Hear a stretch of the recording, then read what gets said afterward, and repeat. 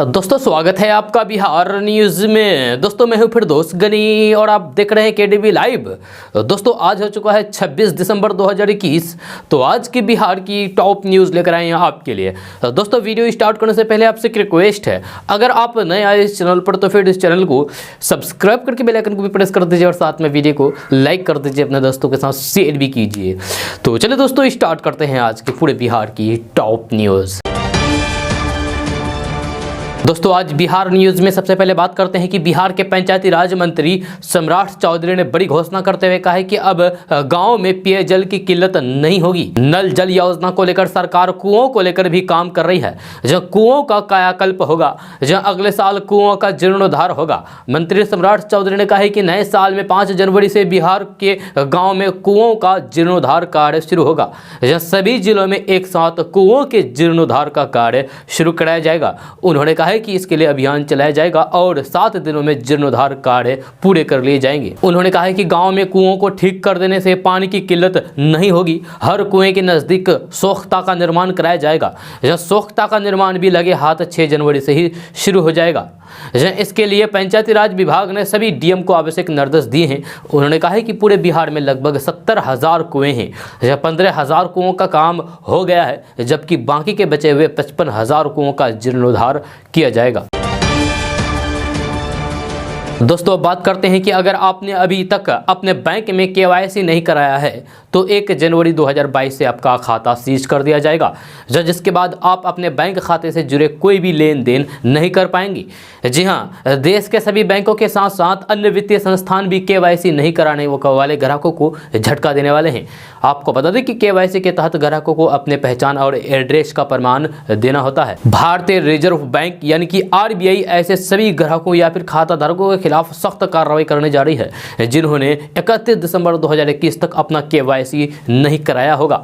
आपको बता दें कि केवाईसी की जरूरत सिर्फ बैंकिंग में ही नहीं बल्कि पैसों के लेन देन और आवश्यक सेवाओं से जुड़ी सभी सेवाओं में पड़ती है। जानकारी के मुताबिक बैंकों को जिन खातों में कम जोखिम लगता है उन्हें 10 साल में एक बार केवाईसी अपडेट कराने की सलाह देते हैं।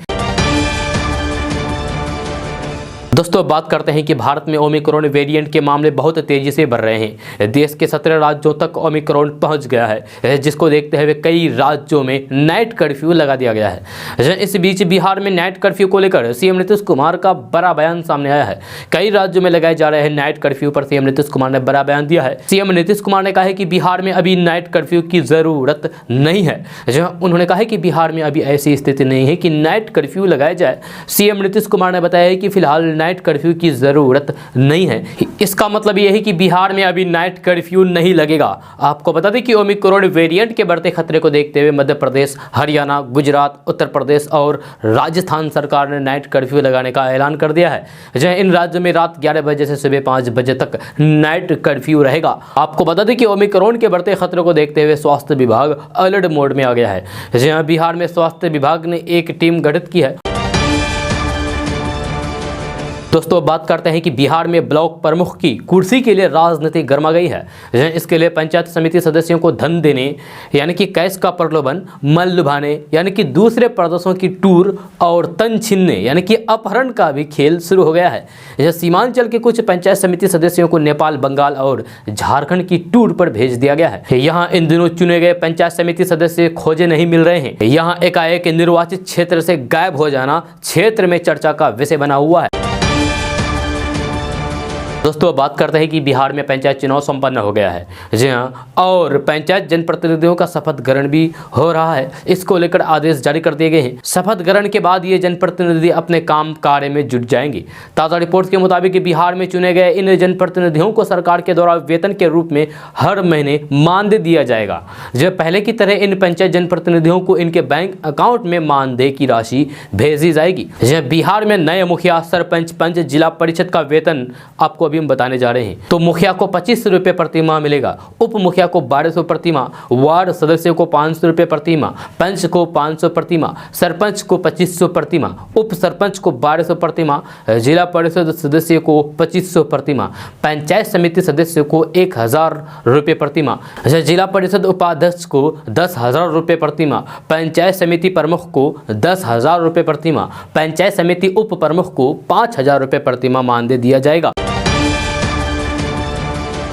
दोस्तों अब बात करते हैं कि आमतौर पर थाने में अपराधियों की शिकायत लेकर लोग पहुंचते हैं, लेकिन शायद ही कभी ऐसा सुना होगा कि मक्खियों को लेकर ग्रामीण थाने के बाहर नारेबाजी कर रहे हो। जो वैशाली जिले के पातेपुर गांव में ऐसा ही एक मामला सामने आया है, जहां के ग्रामीणों ने मक्खियों से मुक्ति दिलाने के लिए थाने के बाहर घेराव कर दिया। इस दौरान मक्खियों के आतंक से परेशान होकर ग्रामीणों ने बीडीओ तथा सीईओ के खिलाफ जमकर नारेबाजी की। जी हां, ग्रामीणों का आरोप है कि यहां चल रहे अंडा फैक्ट्री के कारण मक्खियों की संख्या में बेतहाशा वृद्धि हो गई है। ग्रामीणों का आरोप है कि यहां चल रहे अंडा फैक्ट्री के कारण मक्खियों की संख्या में बेतहाशा वृद्धि हुई है। यह ग्रामीणों का कहना है कि पातेपुर प्रखंड क्षेत्र के बाजितपुर गांव में स्थित डीके लेयर हैचरी के संचालन से पूरे क्षेत्र में मक्खी फैली है। उन्होंने बताया है कि आधा दर्जन गांव के लोगों को हैचरी से निकलने वाली दुर्गंध तथा फैल रहे मक्खी के कारण होने वाले परेशानी से आक्रोशित ग्रामीणों ने चकवे सियाल गांव में जमकर प्रदर्शन किया। जब प्रदर्शन के दौरान लोगों ने बीडीओ तथा सीईओ के विरोध में नारेबाजी करते हुए हैचरी को तत्काल बंद करने की मांग की तथा कहीं अन्य शिफ्ट कराने की मांग की। दोस्तों बात करते हैं कि बिहार में रहने वाले लोगों के लिए राजधानी पटना से अच्छी खबर सामने आ रही है। ताज़ा रिपोर्ट के मुताबिक बिहार के लोग अब नल जल योजना की ऑनलाइन शिकायत कर सकते हैं। इसको लेकर पंचायती राज मंत्री सम्राट चौधरी ने शुक्रवार को ई निश्चय पोर्टल लॉन्च किया है। खबर के अनुसार इस पोर्टल के माध्यम से लोग नल जल और गली नाली पक्कीकरण योजना से संबंधित शिकायतें कर सकते हैं। शिकायत दर्ज करने के तुरंत बाद संबंधित विभाग के द्वारा एक्शन लिया जाएगा और आपकी परेशानी दूर की जाएगी। अगर आपके गाँव में नल जल का पानी नहीं मिल रहा है या फिर नल जल खराब हुए पड़े हैं तो फिर आप शिकायत कर सकते हैं। इतना ही नहीं, अगर आपके गांव की गली नाली खराब स्थिति में है तो फिर आप तुरंत इसकी शिकायत ऑनलाइन के द्वारा कर सकते हैं। आप शिकायत कैसे करेंगे आपको ये भी बताने जा रहे हैं। तो आपको बता दें कि गूगल प्ले स्टोर पर अगले सप्ताह से ई निश्चय ऐप उपलब्ध रहेगा, जहां से आप इसे डाउनलोड कर सकते हैं। इसके बाद आप डायरेक्ट इस ऐप पर जाकर के अपनी शिकायत दर्ज करा सकेंगे। पंचायती राज विभाग इस ऐप के माध्यम से पूरे बिहार में इसकी मॉनिटरिंग करेगा। दोस्तों बात करते हैं कि बिहार की राजधानी पटना से अच्छी खबर सामने आ रही है। ताज़ा रिपोर्ट्स के मुताबिक हाई स्कूल में 32,714 शिक्षकों की बहाली शुरू करने वाली है। इसको लेकर शिक्षा विभाग ने शेड्यूल जारी कर दिया है। बहुत जल्द इसकी प्रक्रिया शुरू हो जाएगी। खबर के अनुसार बिहार में छठे चरण के तहत हाई स्कूल में टीचरों की भर्ती को लेकर मेरिट लिस्ट का अंतिम प्रकाशन 3 फरवरी 2022 तक कर दिया जाएगा और 8 फरवरी 2022 से काउंसलिंग भी शुरू हो जाएगी। अभ्यर्थी अपनी तैयारी को पूरी कर लें। जी हाँ, आपको बता दें कि जिन अभ्यर्थियों को चयनित किया जाएगा उन्हें 17 और 18 फरवरी को नियोजन पत्र दिया जाएगा। दोस्तों बात करते हैं कि अररिया नरपतगंज में खनन माफियाओं का मनोबल इतना बड़ा हुआ है कि गुरुवार रात नरपतगंज पुलिस टीम जब आरोपी के घर छापेमारी करने पहुंची तो उनके परिजनों और ग्रामीणों ने पुलिस टीम को घेर कर हमला कर दिया। इस दौरान लाठी डंडे से पीट कर पुलिस कर्मियों को जख्मी कर दिया। हमले में थाना अध्यक्ष समेत कई सिपाही चोटिल हो गए हैं। चौकीदार की हालत गंभीर है, उसका अस्पताल में इलाज चल रहा है। घटना को लेकर बताया जाता है कि गुरुवार की रात्रि करीब 9 बजे थाना अध्यक्ष के नेतृत्व में पुलिस टीम मथुरा पश्चिमी पंचायत की योगेंद्र मंडल के घर छापेमारी के लिए गई थी। पुलिस को देखते ही आरोपियों ने हो हल्ला मचाकर काफी भीड़ इकट्ठा कर लिया और पुलिस पर लाठी डंडे से हमला कर दिया। दोस्तों बात करते हैं कि बिहार के मुंगेर में पंचायत चुनाव जीतने के बाद नक्सलियों को पार्टी नहीं देना नवनिर्वाचित मुखिया के लिए जानलेवा साबित हुआ। नक्सलियों ने मुखिया परमानंद टुड्डू की गला रेत कर जान ले ली। इस घटना के बाद ग्रामीणों में काफी आक्रोश है, गुस्सा है। हालांकि ग्रामीण दहशत की वजह से चुप हैं। जब परमानंद टुड्डू ने अभी मुखिया पद की शपथ भी नहीं ली थी। वारदात मुंगेर जिले के टडैया टांड थाना इलाके के पहाड़ों से घिरी अजिमगंज पंचायत के मथुरा गाँव में हुई है, जहाँ नक्सलियों ने बीती रात मुखिया परमानंद टुड्डू की शपथ ग्रहण से पहले ही हत्या कर दी। यह हत्या के पीछे चुनाव जीतने के बाद मुखिया की ओर से खर्च नहीं किया जाना बताया जा रहा है। दोस्तों बात करते हैं कि बिहार में भ्रष्ट अधिकारी निगरानी की रडार पर हैं। निगरानी की टीम ताबड़तोड़ भ्रष्ट अधिकारियों के खिलाफ छापेमारी कर रही है। अब छपरा के जेल सुप्रिंटेंडेंट निगरानी के निशाने पर आ गए हैं। छपरा के जेल सुप्रिंटेंडेंट रामाधर सिंह के कई ठिकानों पर छापेमारी चल रही है। आय से अधिक संपत्ति के मामले में छपरा के जेल सुप्रिंटेंडेंट रामाधर सिंह के 3 ठिकानों पर निगरानी की टीम छापेमारी कर रही है। निगरानी की अलग अलग टीम कल सुबह से ही जेल सुप्रिंटेंडेंट रामाधर सिंह के छपरा, पटना और गया ठिकानों पर एक साथ कार्रवाई की है। है। इस छापेमारी में छपरा के जेल सुपरिटेंडेंट रामाधर सिंह के ठिकानों पर निगरानी की टीम खजाना मिला है। इस छापेमारी में अब तक 24 bank passbook, 42 lakh bank deposit, बीमा क्षेत्र में 3.25 लाख सालाना निवेश, म्यूचुअल फंड में 5 लाख से अधिक के निवेश का पता चला है। गया और छपरा में विजिलेंस की कार्रवाई में रामाधर सिंह के ठिकानों पर खजाना मिला। अब तक 19,40,000 नगद बरामद हुआ, आधा किलो सोना, 1 किलो से ज्यादा चांदी, सोने का बिस्किट, 2 सोने की ईंट का टुकड़ा और रेड में 29 लाख से अधिक के आभूषण बरामद हुए हैं, यानी कि सोने चांदी। दोस्तों, अब बात करते हैं कि समाज सुधार अभियान पर निकले बिहार के मुख्यमंत्री नीतीश कुमार अपनी पुरानी इमेज को दोबारा जनता के बीच स्थापित करना चाहते हैं। साल 2020 के विधानसभा चुनाव में जनता दल यूनाइटेड को जिस तरीके से तीसरे नंबर की पार्टी बनाना पड़ा, उसके बाद नीतीश कुमार अपनी साख बचाने के लिए लगातार उस अंदाज में काम कर रहे जो 2005 में सत्ता संभालने के वक्त नजर आया था। नीतीश कुमार 2005 से 2010 और उसके बाद एनडीए गठबंधन टूटने तक के दौर वाली इमेज वापस पाना चाहते हैं। बिहार में लालू राबड़ी शासनकाल खत्म होने के बाद नीतीश जब सत्ता में आए थे तो फिर उन्होंने कानून व्यवस्था दुरुस्त करने के लिए सबसे बड़े फैसले किए थे। लॉ एंड ऑर्डर ठीक होने की वजह से ही नीतीश की इमेज बेहतरीन बनी और हर तरफ उनकी तारीफ होने लगी। लेकिन हाल के दिनों में बिहार के अंदर कानून व्यवस्था की स्थिति खराब हो गई है।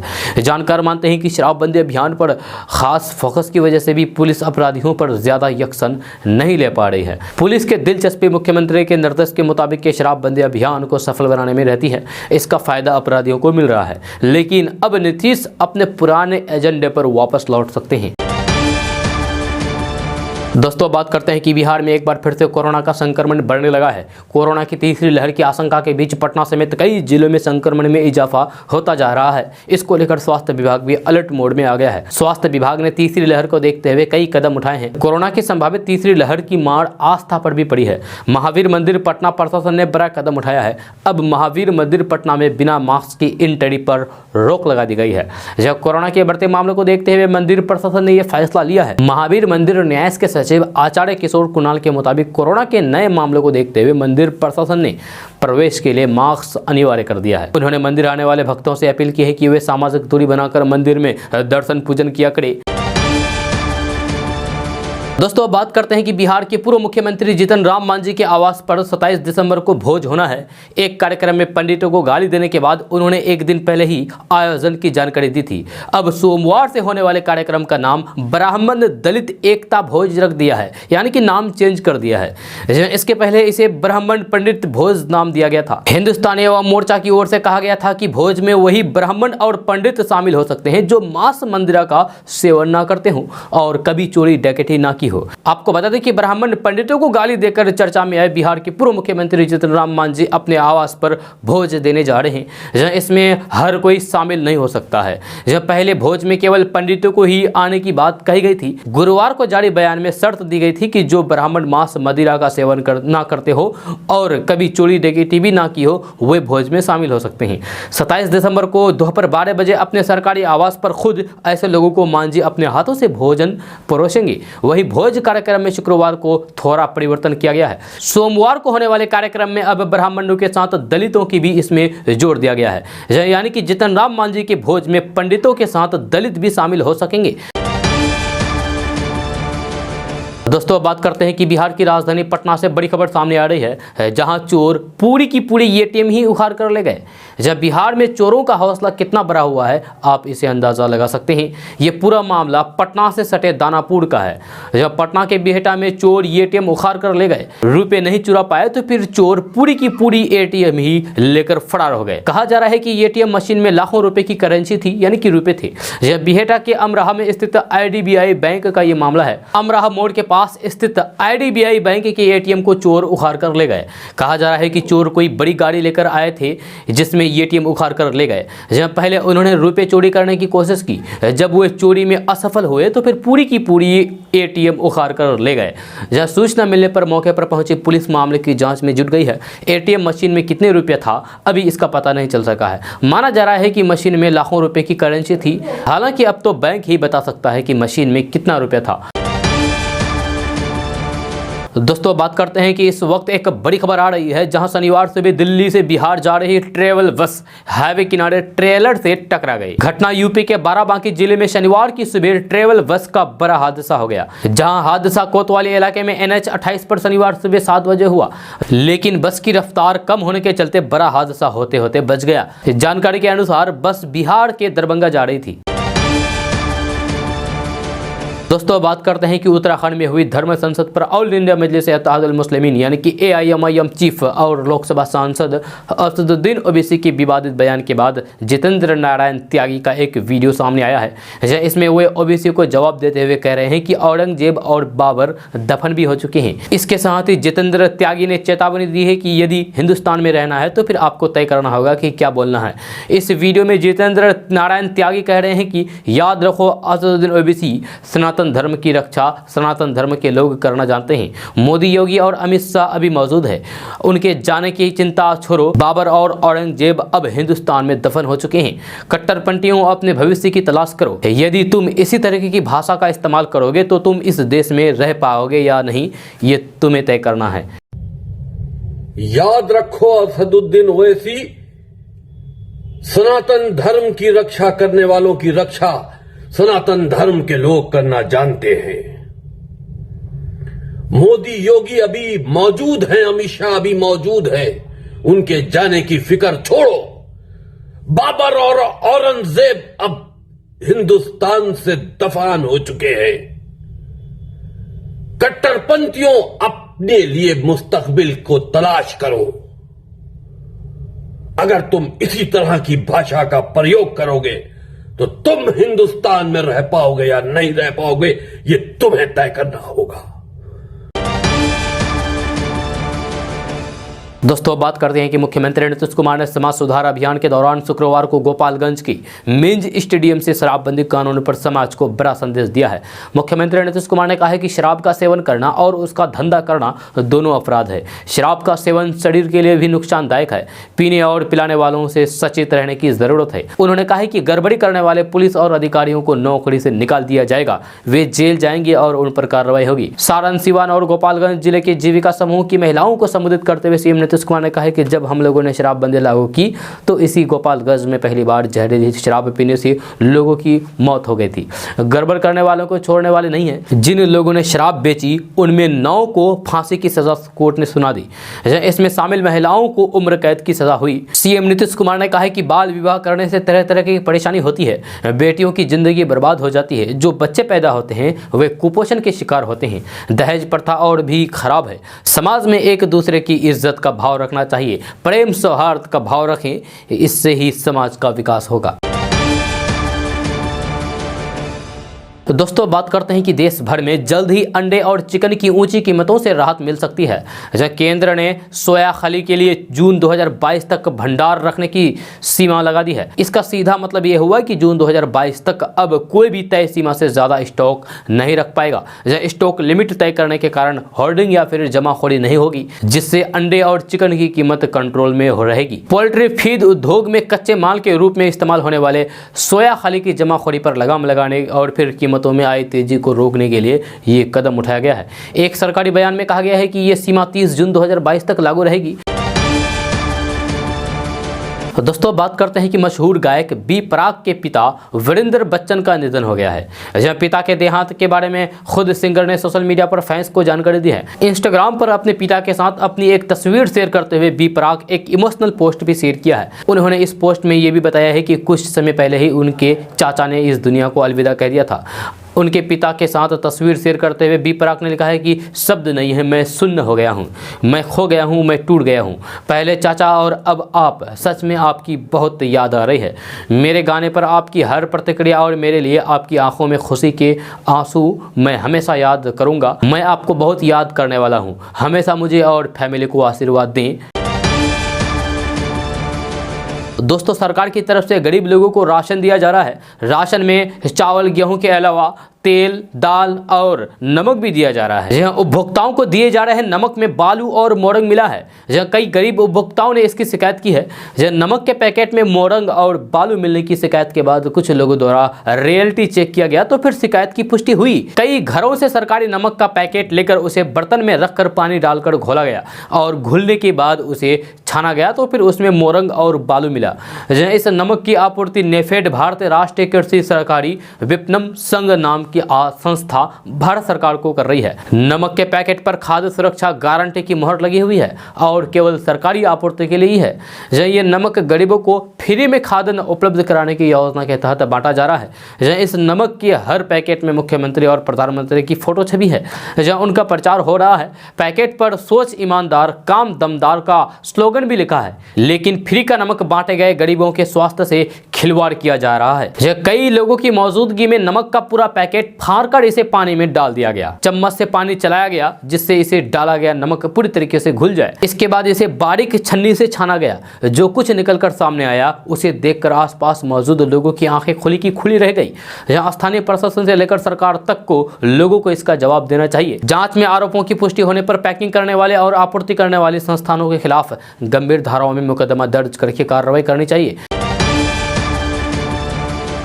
दोस्तों अब बात करते हैं कि केंद्र सरकार द्वारा एक्साइज ड्यूटी में कटौती और बिहार सरकार द्वारा वेट कम करने के बाद भी बिहार के कई शहरों में पेट्रोल के दाम 100 के पार हैं। जब 3 नवंबर को केंद्र सरकार द्वारा पेट्रोल डीजल पर एक्साइज ड्यूटी में कम से कम 5 रुपये और 10 रुपये की कटौती की गई थी।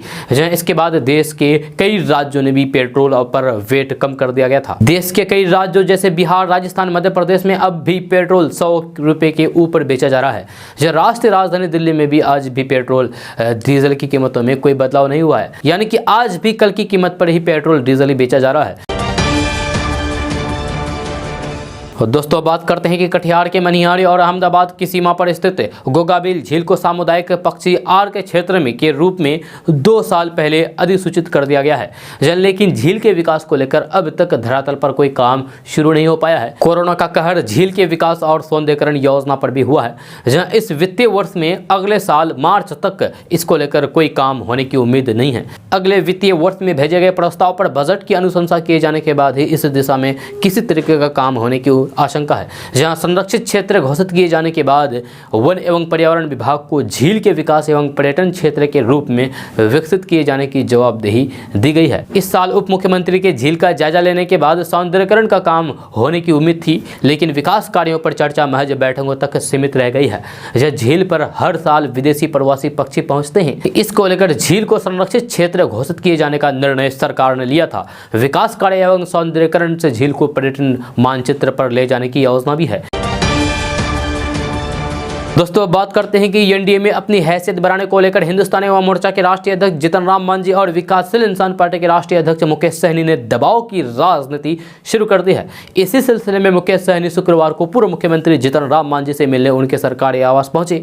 बिहार के पशुपालन मंत्री मुकेश सहनी और पूर्व मुख्यमंत्री जीतन राम मांझी के बीच करीब 1 घंटे 20 मिनट तक मुलाकात हुई, बातचीत हुई। इस दौरान दोनों नेताओं ने जल्द होने वाले विधानसभा चुनाव, सरकार के आयोग, बोर्ड एवं समितियों के गठन, अधिकारियों के ट्रांसफर, पोस्टिंग आदि पर चर्चा की गई। सूत्रों के अनुसार दोनों नेता विधान परिषद की सीट से लेकर बोर्ड और आयोग में महत्वपूर्ण हिस्सेदारी चाहते हैं। साथ ही यूपी चुनाव में भी दोनों गठबंधन कर सकते हैं। दोस्तों बात करते हैं कि साइबर अपराध और अपराधियों के खिलाफ नवादा पुलिस के द्वारा चलाए गए अभियान का अब परिणाम दिखने लगा है। यह नवादा पुलिस ने बड़ी सफलता प्राप्त करते हुए एक साथ कुल 17 साइबर अपराधियों को गिरफ्तार किया है। वारिसलीगंज थाना क्षेत्र के चकवा गांव से नवादा पुलिस के द्वारा गठित टीम ने कुल 17 साइबर अपराधियों को एक साथ गिरफ्तार किया है। इसके पास से साइबर अपराधियों से जुड़े कई सामग्रियां बरामद हुई है। हालांकि इस गिरोह के कुछ सदस्य अभी गिरफ्त से बाहर हैं। पुलिस के अनुसार ये सभी जल्द ही गिरफ्तार किए जाएंगे। दोस्तों बात करते हैं कि भागलपुर शहरी क्षेत्र को प्लास्टिक से मुक्त करने के लिए नगर निगम ने एक कदम आगे बढ़ाया है। घरों से लेकर बाजारों में single use carry bag, chips और खाद्य सामग्री के प्लास्टिक यानी कि प्लास्टिक पैकेट को कचरे में फेंकना नहीं पड़ेगा। जब कैरी बैग में सामग्री लाने के बाद कूड़े में डालने के बजाय वे इसे संभाल कर रखेंगे, बल्कि इसके बदले लोगों को आमदनी होगी। यह कंपनी इसे 6 रुपये प्रति किलोग्राम की दर से खरीदारी करेगी। इससे गली मोहल्लों को प्लास्टिक कचरे से निजात मिलेगी। दोस्तों बात करते हैं कि बिहार की राजधानी पटना से अच्छी खबर सामने आ रही है। ताज़ा रिपोर्ट्स के मुताबिक पटना नगर निगम और भामाशाह फाउंडेशन ने पटना के अलग अलग इलाकों में 15 रुपये में भरपेट खाना खिलाने की व्यवस्था शुरू कर दी है, जिससे काफ़ी लोगों को फायदा हो रहा है। खबर के अनुसार गांधी मैदान, कारगिल चौक, PMCH एवं स्टेशन के अलावे पटना नगर निगम मुख्यालय मौर्य लोक कॉम्प्लेक्स के पास भी 15 रुपये में भरपेट भोजन की व्यवस्था शुरू की गई है। आपको बता दो कि 15 रुपये में भरपेट भोजन की व्यवस्था शुरू होने से छात्र, दैनिक मजदूर, सफाई कर्मचारी, रिक्शा ठेला चालक सहित कई लोगों को काफी लाभ हो रहा है। इसकी शुरुआत गाय घाट में स्थित रेन बसेरा से किया गया था, लेकिन अब पटना के कई इलाकों में इसका विस्तार किया जा रहा है। मेरी जानकारी के अनुसार 15 रुपये में 5 रोटी, दाल, सब्जी, भुजिया और अचार दिया जा रहा है। भोजन करने के लिए यहाँ काफी मात्रा में लोग पहुँच रहे हैं। जब पटना नगर निगम का कहना है कि इस शहर के 20 इलाकों में इस भोजन की यानी कि इस योजना की शुरुआत किया जाएगा। दोस्तों बात करते हैं कि दिव्यांग छात्रों का नामांकन नहीं होने वाले स्कूलों पर कार्रवाई होगी। जहां ऐसे स्कूल पर 10,000 रुपये का जुर्माना लगेगा। जहां राज्य सरकार ऐसे स्कूलों का NOC भी वापस ले सकती है। हाल में ही कई निजी स्कूल की शिकायत बिहार शिक्षा परियोजना परिषद के पास पहुंची है। ऐसे में बिहार शिक्षा परियोजना परिषद द्वारा राज्य भर के स्कूलों को पत्र लेकर के इसकी जानकारी दी गई है। आपको बता दूं कि समग्र शिक्षा के तहत हर तरह के बच्चे एक जैसे स्कूल में पढ़ेंगे, लेकिन कई निजी स्कूलों द्वारा दिव्यांग बच्चों का नामांकन नहीं लिया जाता है। दिव्यांग बच्चे जब किसी स्कूल में नामांकन करने के लिए जाते हैं तो उन्हें यह कहकर वापस कर दिया जाता है कि उनके लिए स्कूल में व्यवस्था नहीं है, जबकि स्कूलों को दिव्यांग बच्चों के पढ़ाने की पूरी व्यवस्था करनी है। जहां दिव्यांग छात्रों को शिक्षा के अधिकार के तहत 5% का आरक्षण भी प्राप्त है। इस नियम को कोई भी स्कूल नहीं मानता है। जहां शिक्षा के अधिकार के तहत 25% गरीब बच्चों को फ्री में शिक्षा देने का प्रावधान है। जहां इसी में 5% आरक्षण दिव्यांग छात्रों के लिए ही है। जहां इस नियम की जानकारी भी स्कूल के पास नहीं है। दोस्तों अब खबर पटना एयरपोर्ट से है, जहां बीते शुक्रवार को एक सेना के जवान को गिरफ्तार किया गया। जहां बताया गया है कि उनके पास से जांच के दौरान 9 जिंदा कारतूस बरामद किया गया है। ये कारतूस वे अपने बैग में रखकर ले जा रहा था। जवान का नाम बॉबी कुमार, पिता प्रकाश महतो बताया गया है। वे नवादा जिले के वारिसलीगंज के हाजीपुर गाँव का रहने वाला है और फिलहाल पंजाब के पठानकोट में पोस्टेड है। जहाँ सेना के जवान को लेकर पुलिसकर्मियों ने बताया है कि वे गुरुवार को स्पाइस जेट की फ्लाइट से दिल्ली होते हुए ड्यूटी ज्वाइन करने जा रहे थे। पटना एयरपोर्ट में उनके बैग की जब स्कैनिंग की गई तो फिर अचानक उनके लगेज से आवाज आने लगी। उसके बाद उसके बैग को खोला गया तो फिर उसमें 9 जिंदा कारतूस मिले। कारतूस देखकर CRPF के जवानों ने आला अधिकारियों को सूचना दी। साथ ही एयरपोर्ट थाने को भी पूरी तरीके से जानकारी दी गई। CRPF ने बॉबी से भी कुछ देर तक इस बात को लेकर पूछताछ की गई। बॉबी ने कहा है कि उसे इस बात की जानकारी नहीं है कि वे आखिर ये कारतूस उसके बैग में कैसे आया, इसकी जानकारी नहीं है। पुलिस ने उनसे जब कारतूस के बारे में लाइसेंस की मांग की है तो वो उपलब्ध नहीं करा सके। दोस्तों बात करते हैं कि पछुआ एवं दक्षिणी हवा के प्रभाव एवं उच्च दबाव के परिणाम स्वरूप बिहार का मौसम शुष्क बना हुआ है। वहीं पछुआ हवा की गति में कमी आई है। मौसम वैज्ञानिकों का कहना है कि रविवार को बिहार में वायु की दिशा परिवर्तित पूर्व से होने के आसार हैं। ये स्थिति अगले 2 से 4 दिन तक देखने को मिल सकती है। इस स्थितियों के चलते अगले 2-3 दिनों के दौरान रात के तापमान में 2 से 3 डिग्री की वृद्धि का पूर्वानुमान है। मौसम विज्ञान केंद्र का कहना है कि बादलों की आवाजाही से कुछ इलाकों में हल्की बूंदाबांदी भी हो सकती है। हालांकि पछुआ हवा का असर कम होने से कनकने की स्थिति अभी नहीं रहेगी। वहीं हिमालय की तराई वाले इलाके जिसमें अररिया, पूर्वी एवं पश्चिमी चंपारण, सीतामढ़ी, मधुबनी, दरभंगा, सुपौल, किशनगंज, पूर्णिया में तापमान में 2 से 3 डिग्री गिरावट के आसार हैं। वहीं प्रदेश यानी कि बिहार के बचे हुए जिलों में रात के तापमान में कोई बदलाव नहीं होगा। पिछले 24 घंटे के दौरान बिहार का मौसम शुष्क होने के साथ रात के तापमान में आंशिक वृद्धि देखी गई है। बिहार का औसत न्यूनतम तापमान 10 से 11 डिग्री एवं अधिकतम तापमान 23 से 24 डिग्री सेल्सियस के बीच दर्ज किया गया। दोस्तों कल पूर्व प्रधानमंत्री अटल बिहारी वाजपेयी का जन्मदिन था। कल भारत रत्न और पूर्व प्रधानमंत्री अटल बिहारी वाजपेयी की 97वीं जयंती के मौके पर बीजेपी कार्यालय में अटल बिहारी वाजपेयी की मूर्ति का अनावरण हुआ।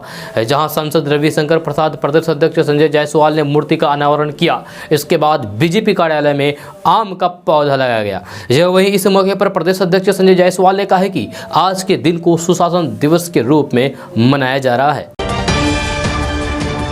दोस्तों बात करते हैं कि खुले में नमाज के बाद अब क्रिसमस पर विवाद आ गया है। जय श्री राम के नारे लगाए गए हैं। जब गुरुग्राम के पटौदी में शुक्रवार को एक स्कूल में चल रहे क्रिसमस के कार्यक्रम में पहुंचकर कुछ लोग जय श्री राम के नारे लगाए गए। बताया जा रहा है कि बीच कार्यक्रम में लोगों के पहुंचने और फिर जय श्री राम के नारे लगाने के बाद वहां हरकंप मच गया। स्कूल में कार्यक्रम के दौरान गरीब बच्चों को कंबल और खाना बांटा जाना था, लेकिन बीच में ही कुछ लोग जाकर के जय श्री राम के नारे लगाए।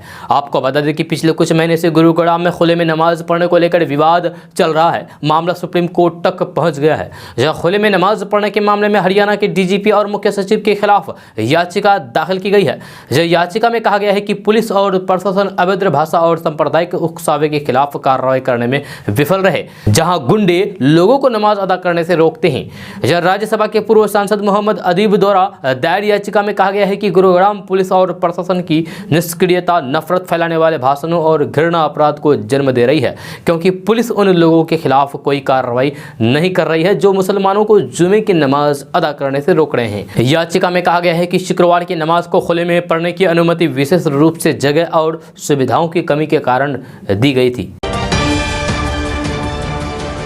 दोस्तों बात करते हैं कि पूरे देश में क्रिसमस धूमधाम से मनाया जा रहा है। राजधानी पटना में भी क्रिसमस को लेकर धूम है। इस मौके पर बिहार के मुख्यमंत्री नीतीश कुमार और राज्यपाल फागू चौहान ने प्रदेशवासियों को क्रिसमस की बधाई दी है।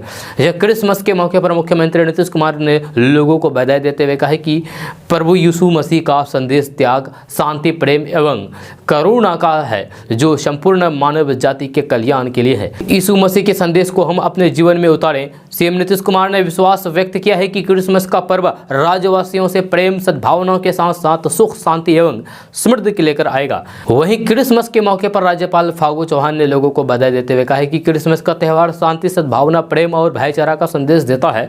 हमें इस अवसर पर यीशु मसीह के पवित्र उपदेशों का स्मरण करना चाहिए। हमें उनके बताए हुए रास्ते पर समतामूलक और समावेशी समाज के निर्माण का संकल्प लेना चाहिए।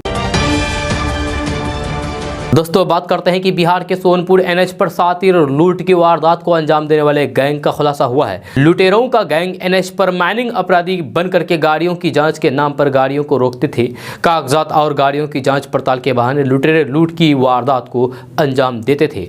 सोनपुर पुलिस ने लुटेरों के गैंग के 3 शातिर लुटेरों को गिरफ्तार किया है। जहां लुटेरों की निशानदेही पर बीती रात सोनपुर के एनएच से लूटी गई एक ट्रक बरामद किया गया है।